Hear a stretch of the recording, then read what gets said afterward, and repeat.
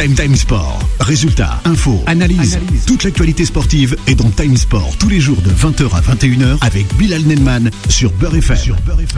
Bonsoir à tous et bienvenue dans ce nouveau numéro de Time Sport sur Beurre FM, votre émission sport quotidienne, 20h, 21h. On salue Bilal qui n'est pas avec nous ce soir. C'est moi, voilà, comme la plupart des jeudis. Voilà, j'ai la lourde tâche, voilà, de suppléer l'excellent Bilal Nenman. Avec moi ce soir, ils seront 3 consultants, 2 déjà en place. Abdel, abonné de la semaine, abonné des vacances de Noël. Bonsoir Abdel. Bonsoir Claude, bonsoir à toutes et à tous. Comment ça va ? Content d'être là, ça va très très bien. Ouais. J'ai fait toute la semaine et on espère que ça va se passer aussi bien que les jours précédents. Ouais. Je rappelle que vous pouvez aller sur l'Instagram d'Abdel notamment. Alors lui qui nous fait quelques bilans notamment de la saison Ligue 1, tes tops, tes flops, ton avis, tes avis. Donc allez sur son Insta. Vivien est avec nous ce soir. Comment ça va, Claude ? Écoute, ça va très bien et toi ? Bonsoir aux auditeurs, aux auditrices, et puis on a un bel invité ce soir. On a un bel invité. Comment tu te sens là, à l'avant-dernier jour de cette année 2021 ? Déjà, on est là, puis il y a toujours du basket, ce qui est le plus important. Donc voilà, il y a le sport, ça continue encore malgré cette période. Donc ouais. On est plus ou moins en bonne santé, donc il faut profiter. On essaie un peu dans le 18e de pratiquer un petit peu le basket. Toujours en tout cas, il y a des belles associations et donc on salue la chapelle, la Goutte d'Or en tout cas. Ouais, la chapelle, la Goutte d'Or, terre de sport. Ouais, forcément. Mourad nous rejoindra également. Il est sur la route et notre invité ce soir, Greg MMA, est avec nous en plateau. Salut Greg. Ça va ? Ça va très bien. Ouais, super. Un plaisir en tout cas de vous avoir pour la première fois sur Time Sport, Beurre FM. Oui. Voilà, on reviendra avec vous sur votre parcours et puis voilà, vous êtes, il y a du monde, vous êtes suivis. Abdel, Mourad et Vivien feront le plaisir de vous poser un maximum de questions. On passe à notre invité. Time Sport. The Special One. Notre invité ce soir, nous avons Greg MMA qui est en plateau avec nous. Comment ça va Greg depuis le début ? Super, là je vous entends parler, je comprends rien, mais ça a l'air sympa votre sport. Le foot c'est pas du tout votre délire. Quand il y a la Coupe d'Europe ou la Coupe du Monde, mais sinon, il passe au-dessus de la tête. Quoi. Ouais. Est-ce que vous pouvez nous raconter un petit peu votre parcours Greg ?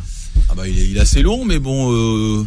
c'est de résumer. Les grandes lignes. Ouais, je commence avec le karaté, le jiu-jitsu brésilien, puis après j'ai voulu tester des sports un peu plus extrêmes, donc les combats en cage, tout ce qui se faisait comme l'Ultimate Fighting ou le Pride à l'époque. Ouais. Donc voilà, j'ai combattu au Pride notamment, au Cage Warrior, et puis j'ai une petite carrière sympatoche. Ouais. Et puis maintenant, je fais des vidéos YouTube qui cartonnent. Pour le coup, ça cartonne pas mal, il y a du monde là. Hein. Ouais, je suis un petit peu le Thibaut InShape des arts martiaux. J'essaie de démocratiser tout ça, et puis la chose particulière que je fais, c'est que je vais au charbon avec les champions de toutes disciplines, donc que ce soit du judo, des champions olympiques de judo, des grands combattants de boxe thaï, comme le Banner récemment, ou des lutteurs, des combattants de MMA, des mecs de l'UFC. Donc je vais au charbon, je les interviewe dans la bonne humeur, et puis on essaie de rigoler. Ouais. Je pense que c'est ce qui plaît aux gens, quoi, de la bonne humeur et de la castagne. Greg, Abdel. Justement, pourquoi s'être lancé sur YouTube déjà dans un premier temps, et là, dans un second temps, c'est vrai que vous avez cité pas mal de disciplines et que vous continuez justement à les pratiquer. Au bout d'un moment, on se perd pas à travers tout ça, même si on est un passionné. Est-ce qu'on perd pas un peu la main dans certaines disciplines ? Alors, ta première question, comment j'ai commencé YouTube ? Ça fait un peu par hasard sur la chaîne Karaté Bushido. Okay. J'intervenais de temps en temps avec d'autres intervenants, mais bon, il se trouve que il semble que j'ai un charisme particulier. Donc ça aide énormément. Je confirme sur le plateau. Vivien, il est recroquevillé sur lui-même depuis le début de l'émission. J'ai que le coup, il peut partir à tout moment. Là, je suis en position de défense. Et la chaise à côté est vide, donc voilà. Donc ça prouve le charisme. Dès que je suis rentré dans la pièce, je vous ai tous senti transpirer, les mecs. Ouais, t'es pas bien. Et c'est pas parce que t'étais en retard. Et pour répondre à ton autre question, donc de toute façon le MMA c'est un sport où on mélange tout, donc fatalement on peut pas exceller dans chaque discipline. Le but c'est d'être stratégique suffisamment, d'être un stratège suffisamment fin pour amener l'adversaire dans sa discipline, en tout cas dans son pôle de prédilection. Et justement, c'est quoi ta discipline, là où tu es le plus à l'aise ? Moi, il y a 2 choses où je suis très fort entre guillemets, c'est quand on est par terre et qu'on s'étrangle et qu'on se tord les bras, et les coups de pied aussi, ils sont bons. Ça marche, ok. Mourad? Non, moi je voulais savoir, le MMA c'est Mixed Martial Art. Je pense qu'il a confronté plusieurs disciplines et je voulais savoir quelle était la discipline, on va dire, la plus efficace dans ce sport du MMA. Moi je suis pas un spécialiste, mais étant donné que ça regroupe différentes disciplines, j'imagine qu'il y a bien une discipline. Est-ce que c'est le jiu-jitsu brésilien? Est-ce que c'est la lutte gréco-romaine? Est-ce que c'est la boxe thaï? Quelle est la discipline la plus efficace pour aller au bout justement de ce sport? Alors pour aller dans ce sport particulier, tu as bien fait de préciser efficace. Pourquoi? Parce que l'efficacité, ça peut regrouper beaucoup de choses. Efficace dans la rue, efficace dans une cage, efficace pour se sentir bien, efficace pour être souple. Donc, il y a beaucoup de choses qui sont efficaces pour telle ou telle chose. Et pour le MMA, je pense que le sport de base, et les experts sont unanimes à ce sujet, sera plutôt la lutte libre. Donc ça nous permet d'amener l'adversaire au sol et de le tabasser. C'est pas les sportifs les plus fins au niveau des soumissions. Et en boxe, en général, c'est des gros bourrins. Mais ça nous permet de passer à travers les gouttes et de pouvoir en sortir victorieux. Mais comme tu l'as dit, le mixed martial arts, c'est les arts martiaux mélangés. Donc le but, c'est quand même d'être le plus complet possible et de pouvoir associer donc une bonne base de lutte avec des bonnes percussions et des soumissions létales, quoi.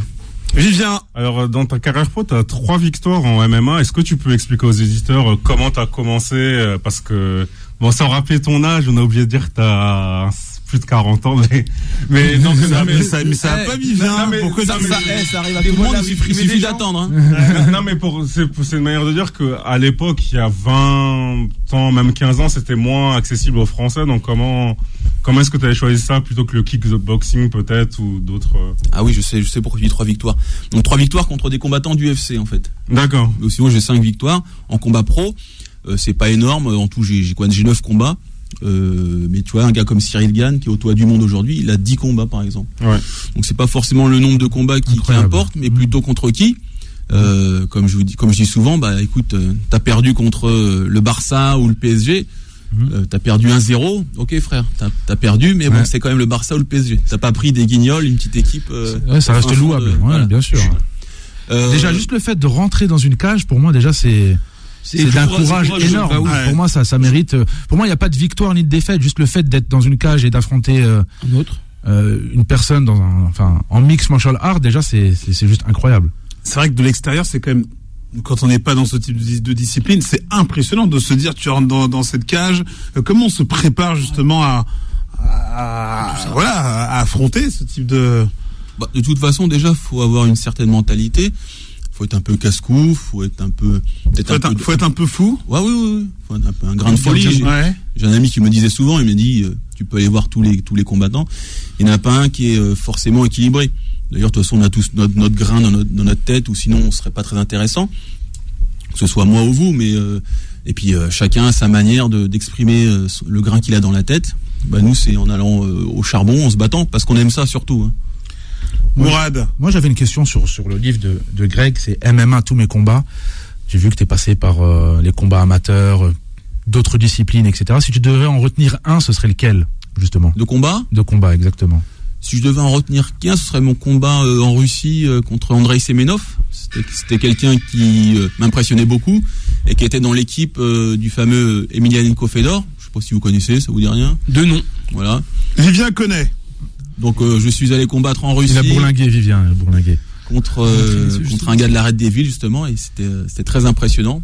Et puis après, il y a ce fameux Emelianenko Fedor qui est venu me féliciter. C'est comme si Pelé venait vous féliciter ou Maradona. Ouais, incroyable. Et Greg, excuse-moi Vivien, quelles sont tes actualités? Qu'est-ce qui te pousse encore aujourd'hui à vouloir encore combattre Ouais, après je vais te dire la vérité, quand on n'a pas d'objectif fort dans la vie, moi en tout cas j'ai tendance à me laisser aller.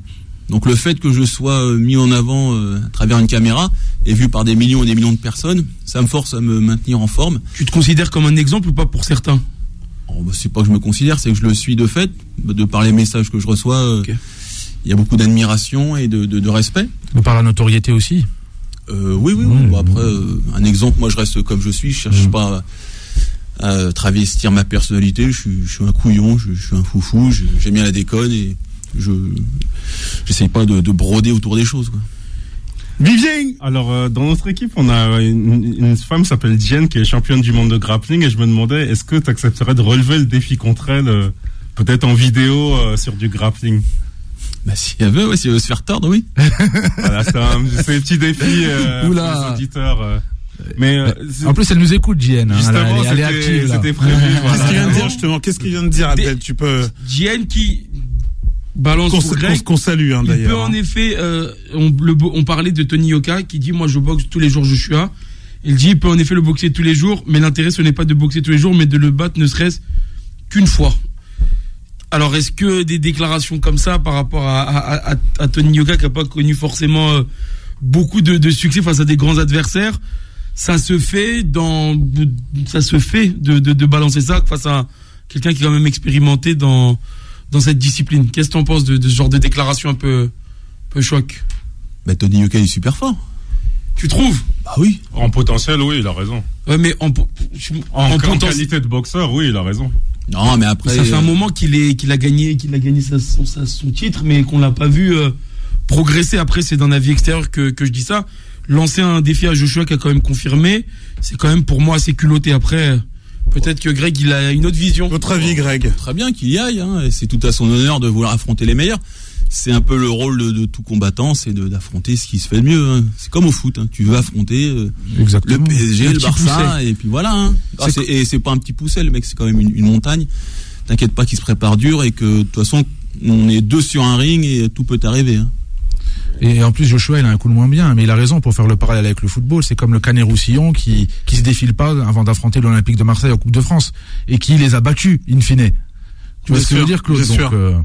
Donc après, voilà, c'est pas un amateur non plus, Tony Yoka. Je pense que, voilà, il prend combat après combat, il a des ambitions. Là, il y a un combat qui s'est annulé. Et à un moment donné, il aura sa chance, en fait, à lui de la saisir. Si vous voulez, c'est vrai pas vu. C'est vrai que le sentiment que là, alors nous, on n'est pas on est loin, hein, on n'est pas des spécialistes, mais on a le sentiment que il est amené à affronter voilà des petits combattants. S'il n'y a pas de petits combattants, mais voilà, on attend peut-être un petit peu plus. Quel est votre ressenti par rapport à cela? Non, t'as raison. C'est vrai qu'on a tendance à vouloir que la personne aille tout de suite au charbon contre des très très bons. Mais bon, le mec, il se fait la main progressivement. Et puis là, tu vois, il a des ambitions, il veut Joshua. Bah ok, frérot. Après, c'est un sport de grande gueule aussi, la boxe anglaise. Les sports de combat en général. Donc, faut créer le buzz. C'est ce qu'il fait en exprimant ce genre de choses. Et puis, moi, j'espère que ça va se faire, hein. C'est comme dans Rocky IV. Rocky Balboa, avant d'affronter Ivan Drago, il se défoule sur des morceaux de viande dans les chambres froides. Donc, c'est pareil un peu pour Tony Yoka. Et peut-être que ça deviendra Rocky Balboa. Peut-être. Vivien? Moi, je me demandais, quand tu étais combattant, est-ce que tu avais un peu la même personnalité que sur YouTube? C'est-à-dire quelqu'un qui pouvait être très détendu avant un combat et se mettre tout de suite dedans. Parce que, par exemple, ta dernière vidéo contre le banner, c'est un peu ce qu'on voit. On peut te voir très détendu, mais d'un côté, quand ça monte sur le défi, ça clique tout de suite. Est-ce que tu étais un peu comme ça avant un combat? C'était quoi ta personnalité? Bah, la personnalité, de toute façon, elle change au fil des ans. En vieillissant, on est un peu plus posé, hein. Je pense qu'on a fait nos preuves, entre guillemets. On a un peu moins de testostérone, donc on est moins agressif. Mais non, ce que je fais sur YouTube, c'est des sparring qui sont plus ou moins appuyés, mais ça reste un sparring, donc on va pas au charbon, on n'est pas là pour tuer l'autre. Donc ça n'a rien à voir. Quand on fait un combat, la technique elle change, l'état d'esprit il change, et puis l'autre en face, il faut vraiment vouloir le tuer. Et je dis pas ça, c'est pas une façon littérale de le dire. On a vraiment envie de le tuer, le mec. Greg, il y a eu le Covid qui est passé par là, mais comme je te le disais tout à l'heure quand t'es arrivé, on est dans une période aussi qui est encore compliquée, potentiellement avec les sports qui peuvent s'arrêter à tout moment. Comment on se prépare déjà mentalement et comment on se prépare aussi physiquement si jamais il y a plus de compétition d'un coup? Bah moi ça me concerne pas, je suis plus un compétiteur, tu vois. Donc moi je fais mes vidéos de mon côté, donc on a le droit de faire des vidéos, donc le Covid, je ressens rien par rapport à ça, ça te touche pas directement, t'es pas impacté? Non, moi je m'entraîne quoi qu'il arrive, qu'il y ait des salles ouvertes ou pas, je m'entraîne, il y a toujours moyen de s'entraîner aussi avec les copains, on est 2-3 et puis vas-y, hein. On en voit quoi. Ouais, c'est ça, c'est l'autonomie, hein. Non, mais faut pas attendre de l'État qui nous donne le feu vert, le feu rouge, le feu vert. Bah frérot. Faut y aller, il y a toujours moyen de s'adapter, toujours des solutions. Bonne réponse. Hein. Moi, j'ai une question encore pour Greg, peut-être une dernière pour moi. Il fait des sparring un peu appuyés avec certaines personnalités dans différentes disciplines. Avec pas mal de défaites, faut l'avouer. Il arrête pas, Vivien. Vivien va prendre un coup de coude dans live. Il va rien comprendre. Quel est l'adversaire? Tu te dis, sur un sparring, tu te dis, en fait, il m'a l'air, ça a l'air d'être quelqu'un de très très dur, ou bien il m'a l'air compliqué, ou bien c'est quelque chose. En mode Jérôme Le Banner, parce que t'as croisé avec lui, par exemple. C'est assez difficile de répondre à cette question, étant donné genre sur les premiers coups, sur les premiers échanges. Alors, il y en a qui sont très rapides, très vifs. Donc, par exemple, ça va être Saladin Parnasse. Il y en a d'autres qui vont avoir l'œil du tigre, il a jamais rien lâché l'affaire. Ça va être le Major Gérald, par exemple. Il y en a, tu vas les frapper, tu vas rien sentir, comme Gemma Belkojak, champion du monde de karaté Kyokushinkai. Il y en a, ça va être des forces de la nature, ils t'attrapent, tu comprends rien, comme Thomas Louberson. Il y en a d'autres qui vont avoir des techniques fabuleuses, tu vas rien comprendre, comme Luc Rousseau. Chaque combattant a une spécificité qui lui est propre, et c'est à moi de trouver les armes pour le contrecarrer. Mais de toute façon, en face, à chaque fois, j'ai des bestiaux, donc c'est jamais évident. Mais de temps en temps, je gagne, oui. Et Jérôme Le Banner, c'est quoi sa qualité? Jérôme Le Banner, il n'a que des qualités. Que des qualités, d'accord, okay. Ça mettrait trop de temps, on faudrait rester jusqu'à 22h tellement il est fort. Non, mais c'est vrai que c'est une légende. On n'en parle pas assez, mais... Donc quand c'est ça, quand tu te retrouves face à lui, c'est comme si tu faisais un one-on-one avec Michael Jordan, tu vois. Exactement. C'est ça, hein. On l'a suivi à l'époque, moi je suivais à l'époque de l'apogée du K1, avec les Ernesto Houst et compagnie, les Micro Procop, Peter Hart, exactement. Donc c'était... Jérôme Le Banner, on avait des étoiles dans les yeux quand on regardait ses combats. Greg, des sportifs qui vous ont inspiré? Serge Blanco, par exemple. Pourquoi Serge Blanco? J'aime tous les combattants qui ont du style. Lui, c'était un félin, magnifique athlète. Il y a Yannick Noah aussi en tennis, grand athlète aussi. C'est pas forcément les meilleurs, mais c'est des gens qui, même quand ils perdent, ils ont du panache, ils ont la classe. Tu vois, c'est pas des mecs qui jouent en fond de cours et qui sont chiants. Pareil pour Serge Blanco, il arrivait à inventer des techniques particulières. Et puis c'est le genre de personne que j'admire. Mike Tyson, en anglaise, c'était, y a pas mieux. C'est magnifique, il a des esquives, une rage en lui, et puis il a une histoire derrière qui lui donne une aura conséquente. Donc grand athlète, Michael Jordan bien sûr, qu'on a suivi à l'époque, la grande époque des Bulls. Je pense qu'on a certains le même âge que moi ici, donc. Hein, toi non, tu fais. Non, un peu moins. J'ai la même coupe de Vivien, mais il a une coupe de quelqu'un qui a le même âge. Hein. Il m'a taillé tout à l'heure. C'est vrai qu'il a une coupe de pré-retraité. Et puis au football, Ginola que j'aimais bien. Georges Weah aussi. Ouais, la grande époque du PSG. Ah, magnifique. Ouais. Et puis comment il s'appelle le gardien de but là? Bernard Lama. Ouais. Jérémy Janot que je salue s'il m'écoute, c'est un gardien d'AS. Jérémy Janot qui pratique aussi. C'est ça. Pratique le MMA. Il va me casser la gueule à chaque fois. Spider-Man. C'est la tendance, les gardiens de la SSE. Des déguisements Spider-Man. Ruffier aussi, il y a une dégaine de combattants d'MMA. Peut-être que le dernier un peu moins. C'est James, c'est ça? Le gardien de Saint-Etienne, le gardien anglais? Green, autant pour moi. Il me fait penser à Calamity James, c'est pour ça. Donc voilà, non, mais c'est toujours intéressant de faire le parallèle entre le football et les MMA. Merci.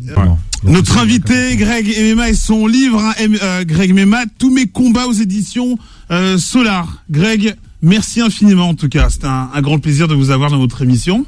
Merci à vous, c'est très sympa. Dédicace peut-être pour finir. Dédicace. Ouais. Non. C'est bon. Ok. Parce qu'on a dit qu'on a une bonne équipe, donc nous on retiendra que ça. Il souffre pas de notoriété, Greg. Pas besoin de dédicace. Et tranquille quand même. Hein.